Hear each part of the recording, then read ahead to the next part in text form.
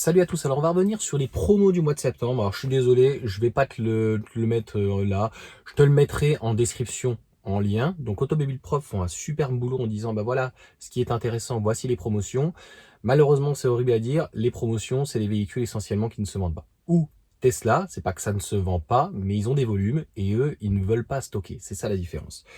Donc en premier, bah, t'as le Ford Kuga, voilà, l'ancien, 8500 € toujours de remise et 5000 € déjà donc sur leur styling. Le Hyundai Santa Fe, hein, c'est un petit peu particulier en termes de style, mais c'est l'ancien encore, je crois, parce que le nouveau, il est vraiment hyper cubique, hein, de mémoire. Les Lexus, les Lexus, tout ce qui est UX, NX, c'est quand même 40, 50, 60 000 €. Le RX 500H est à 100 000 € maintenant. Un Lexus RX 500H, je suis désolé, je prends un Lotus Elite par exemple. Après, c'est moi. 3000 € de remise. Les Mazda, ça va plutôt bien. La Mazda 2 est à 2000 €, donc Mazda, ça va plutôt a priori bien pour eux. Mitsubishi un petit peu, Nissan Juke 3000, Nissan Qashqai 6005, Nissan. Je vais finir par faire une vidéo sur Nissan où est-ce que Nissan va pas finir comme Ford et va se retirer du marché clairement européen. Ils sont très mal positionnés et le style est intéressant mais peut-être discutable. En tout cas, on va voir que le Nissan donc Ariya, pas terrible, qui fait limite un flop. A contrario, le Scénic, on va voir les volumes, mais je pense que ça va être x10. Donc attention au groupe Renault-Nissan. Je te ferai une vidéo juste après. Et là, c'est venu d'un coup. Suzuki, ouais, alors les Japonais, tous les Japonais. Si tu veux, même on pourrait faire une vidéo finalement dédiée. Là, on le voit bien. Suzuki, Toyota, Toyota, ils bradent tout. Toyota, ils sont à la ramasse. Si on imposait l'électrique dans 5 ans et pas en 2035, Toyota en Europe, merci, au revoir. Tu vois, donc la preuve que ça ne fait pas que mal à nos constructeurs européens, mais ça fait mal aussi aux constructeurs japonais. Ça, c'est pour l'hybride. Donc pour l'hybride rechargeable, bon, là, on retrouve nos amis PSA, hein, Citroën. Donc un C5 Aircross, c'est quand même entre 45 et 50 000 €. Donc autant te dire que moi je prends un modèle Y. Après c'est mon avis, on va me dire encore il est pro Tesla celui-là. Écoute, on retrouve encore les Ford en hybride rechargeable, donc qui est la technologie qu'on retrouve sur un RAV4. Tu verras qu'on va on va voir le RAV4 juste en dessous. Lexus, toujours les mêmes. Mazda, toujours les mêmes. Mitsubishi, MG EXS. Oui, ils ont du mal à le vendre malgré qu'il soit en hybride de mémoire rechargeable à 35 000 € moins 5, donc à 30 000 €. Tu as EXS qui est très joli, qui est très intéressant, et à côté de ça, tu as tous les Européens qui sont à 50 000 balles. Cherchez l'erreur. Ah oui, mais bon, c'est du French bashing, Johan, tu comprends. Ok. Mitsubishi, Opel, toutes les Peugeot 408, 508, 3008, ils sont à 45 000 balles. Donc en fait, les hybrides rechargeables, ça va pas durer longtemps, hein, clairement. Pour en faire une vidéo, combien de temps va durer l'hybride rechargeable? En commercialisation, pas longtemps. Toujours les mêmes, Toyota et un peu donc Volkswagen. C'est assez catastrophique. Pour l'électrique, on va voir ceux qui se vendent pas. Citroën Berlingo, la DS3, ils te font 1200 € plus 4000, de trucs, 42 000. Les Fiat 500, les 600, le Ford Explorer, déjà des remises, le Ford Mach-E, 9000 € sur le Ford Mach-E. Donc tu vois, il se vend pas, et même avec une remise de 9000 €, la preuve que Tesla fait moins 4000, ça s'affole, ça s'excite. Moins 4000, même un Ford avec 53 000 €, il doit arriver donc dans les un peu plus de 44 000 €. Et non.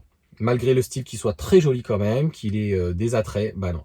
Les Hyundai, ouais, c'est compliqué pour Hyundai en fait. Ils ont un positionnement prix qui est trop élevé. Kia aussi, Lexus, Mazda, MG4, MG5. Là, le souci, c'est qu'il manque en fait de déficit de notoriété.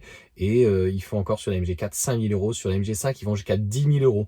Donc le véhicule qui est à 33, a priori, on arrive à la fin de la MG5. Hein, donc la transformation du produit, il gagne encore de l'argent.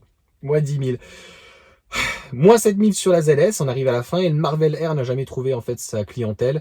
Et tu vois que même à 44 400, moins 10 000, donc 34 000 €, c'est pratiquement imbattable.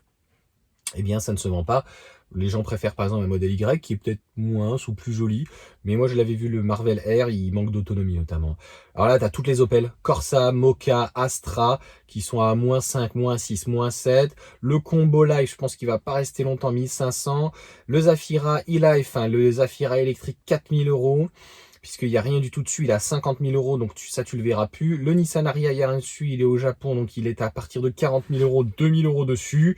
Peugeot i208, 2008, 308, 5008, etc. 1000, 3000, 3000 €. Rien ne va plus, c'est clairement la grande bardine. Rifter, Traveler, tout ce que tu veux. Smart n'a pas de bonus, sinon je pense qu'ils n'auraient pas forcément besoin, puisque la Smart #1 commence à 33 800 et ils font une remise de l'État finalement, 4000 pour la 1 et la 3, qui est l'autre à 37 300. Skoda Enyaq, 12 000 €, 12 600. Alors là, ça fait partie de ma vidéo bientôt, donc il faut que par contre je me prenne des notes et que je restitue bien. Pour moi, Volkswagen et Stellantis va se séparer de marque, et Skoda très certainement en fait partie, ou à moins que tu veuilles une vidéo spéciale Skoda et sur le groupe Volkswagen, mais pour moi c'est une évidence. De toute façon, en électrique, il n'y a que pour le moment la Skoda Enyaq. 12 600 €, ça veut dire que clairement il faut liquider les stocks et ça ne se vend pas, c'est une catastrophe. Toyota, le BZ4X, 5000 € dessus, donc il est maintenant à 40 000, et ils te font en plus une remise de 5000, 35 000 €, ça ne se vend pas. Et une partie donc du groupe Volkswagen, donc bon, à ça aussi, il y a le modèle Y bien sûr à -5000, et le modèle 3 qui se vend quand même très bien, puisqu'il est 2e ou 3e en Europe, il n'y a aucune remise dessus. Mais bon, il paraît que Tesla, ça a du mal à se vendre. Tu vois ce que je vais dire? C'est pas être pro ou contre, hein. Up, moins 1000, un peu plus de 1000 €. ID3, 3000 € dessus, plus bonus, hein, profite du bonus. ID4, 2500. ID5, ils ne le vendent pas, donc 4550 €. L'ID7, 9000 €. Il commence à 59 900, donc autant dire 60 000. Ils font 9000 € dessus et 51 000. Ça prouve bien que le prix produit, il est trop cher. C'est pas compliqué, c'est comme ça que ça fonctionne, parce que eux, en fait, dès qu'ils ont du stock, ils se disent oh là là, donc en fait, ils font rien en amont. Sur ce, voilà pour cette vidéo. Je pense avoir été clair et je vais reprendre par rapport à ces chiffres qui sont symptomatiques en fait du mois de septembre, puisqu'on arrive à la fin de l'année. Eh bien, finalement, qu'est-ce qui a fait que c'est la dégringolade? Et je pense notamment à tout ce qui est japonais, les constructeurs japonais. Je pense qu'ils vivent pratiquement leurs dernières années, en tout cas en électrique. Donc, si l'Union européenne ne fait pas machine arrière sur la voiture électrique, soit là vraiment, comme Toyota par exemple, ils arrivent très très vite avec un véhicule concurrentiel, soit en gros, je ne sais pas ce qu'ils vont vendre, de la Yaris, de la Aygo en électrique. Ah bah non, c'est vrai. Malheureusement, ils en ont pas. Ils sont arrivés tout de suite avec un trop gros véhicule, et alors que c'est pas en fait leur nerf de la guerre en Europe. Encore une fois, le RAV4, il se vend bien, mais au point de vue international. Pas clairement en Europe, c'est pas là où ils font en tout cas leur plus gros volume. Voilà en tout cas pour cette vidéo. Dis-moi ce que t'en penses. Est-ce qu'il y a des véhicules d'ailleurs qui t'intéressent par rapport aux tarifs que j'ai pu évoquer? Je te mets en description donc tous les produits. Là, ils font un boulot automobile propre qui est complètement fou de reprendre une grosse partie, parce qu'on n'a pas toutes les infos, tu vois, parce que c'est un boulot de fou. Mais ça permet en fait de savoir, en fonction des remises, en fait, on ne peut traduire, ça sera vraiment la conclusion au petit bonus, on ne peut traduire une baisse de prix que si le véhicule est en fin de carrière, comme un modèle Y par exemple. Il est en fin de carrière d'ici 6 mois. Il a déjà 3 ans. Tu as une ID7 moins 9000, elle vient juste de sortir.